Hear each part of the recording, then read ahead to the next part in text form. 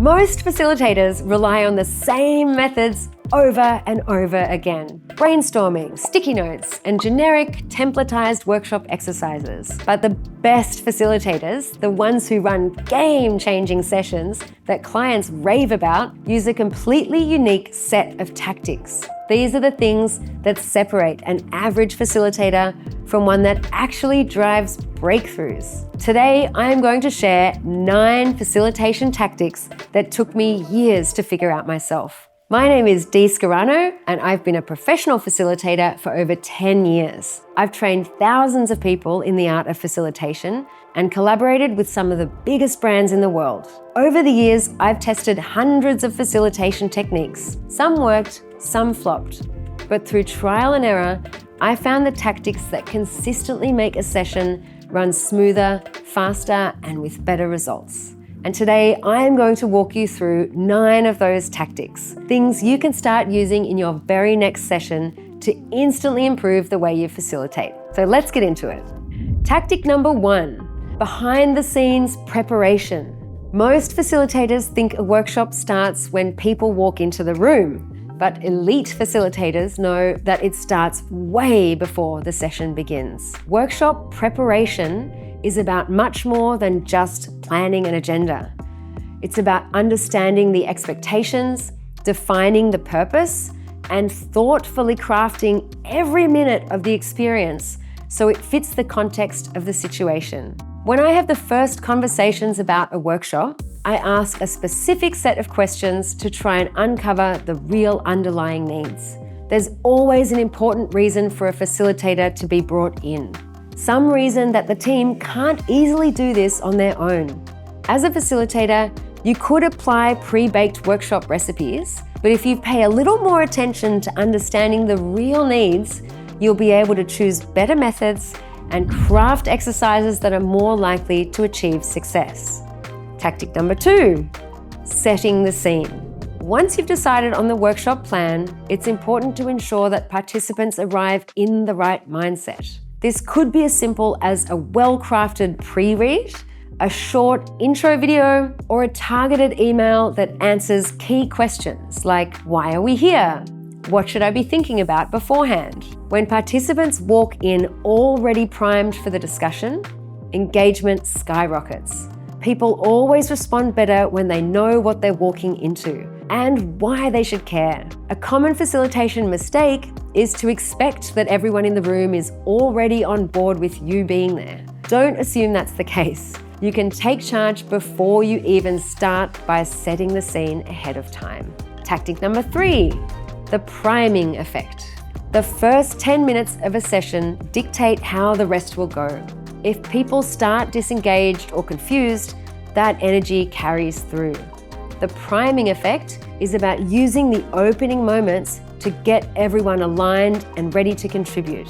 One of my go-to techniques is a simple warm-up exercise that subtly introduces the core challenge of the session. Something light, engaging, but relevant. This could be a quick storytelling exercise or even a provocative question that immediately gets everyone in the room thinking about the topic at hand. Tactic number 4, silent ideation before group discussion. Here's a mistake I see all the time. Facilitators start with an open discussion and expect brilliant ideas to emerge. But what actually happens? The loudest voices take over, and a ton of ideas often go unheard. Silent ideation flips this dynamic. Before any group discussion, give people a few minutes of silent thinking or writing time. This gives everyone a chance to process their thoughts, and when they share, you get a wider range of insights instead of just the fastest thinkers dominating the conversation. Next up, tactic number 5, time box discussion. Ever had a session where 1 or 2 people monopolize the conversation? A simple fix is time boxing. Instead of an open discussion where someone might talk until the time runs out, you can set the rules at the start and let everyone know that each person has a certain number of minutes to speak. That way, even if one person pushes the limits, you've already made it easy for yourself to interject and say, let's get a quick final thought and then hear from someone else. Or, great point, let's build on that with more perspectives from others. The key is not to unexpectedly cut people off, but rather to ensure people know that a balanced contribution is important and no single voice should dominate. On to tactic number 6, the scaffolding technique. Ever asked a group a question and then got awkward silence? That's because most facilitators start too big. The scaffolding technique is about asking questions in a sequence that builds up confidence. Instead of saying, "What's the biggest challenge facing your team?" start with something easier like, "What are some of the frustrations that you've noticed?" Then build up, "Why do you think that's happening?" And eventually to, "What does that all tell us about what the biggest challenges might be?" This method gradually builds to insights instead of overwhelming people with a massive question up front. And tactic number 7, structured decision making. Decisions can drag on forever if there's no constraints. One of the simplest but most effective facilitation tactics is giving a clear structure for decisions. Instead of saying, "So what's the decision on this?" you can break down a big choice into multiple smaller steps that feel easy. For example, start with an anonymous poll from everyone in the team. From that, arrange a prioritized list of the top favorites. Then ask key decision makers to weigh in. And when you get to the crucial moment, set a time constraint and say, "We have 5 minutes to lock this in. What's our best option for right now?" This has a two-pronged effect of creating urgency and forcing clarity, while also preventing overthinking and keeping the momentum high. On to the second last tactic, tactic number 8, the playback loop. A classic problem in workshops is that people assume they understand someone else's idea when perhaps they actually don't. The playback loop solves this by requiring participants to repeat or summarize what they just heard before responding. So instead of someone saying, "I don't agree with that," they first have to say, "What I understand by this is..." This simple technique reduces misunderstandings, improves listening, and keeps discussions more productive. And if there has been a misunderstanding, it becomes clear to everyone before we all move on to the next step together. And the last tactic, tactic number 9, the fail-safe follow-up. Many workshops fail not in the room, but in the follow-up. A great session means nothing if nothing actually happens afterward.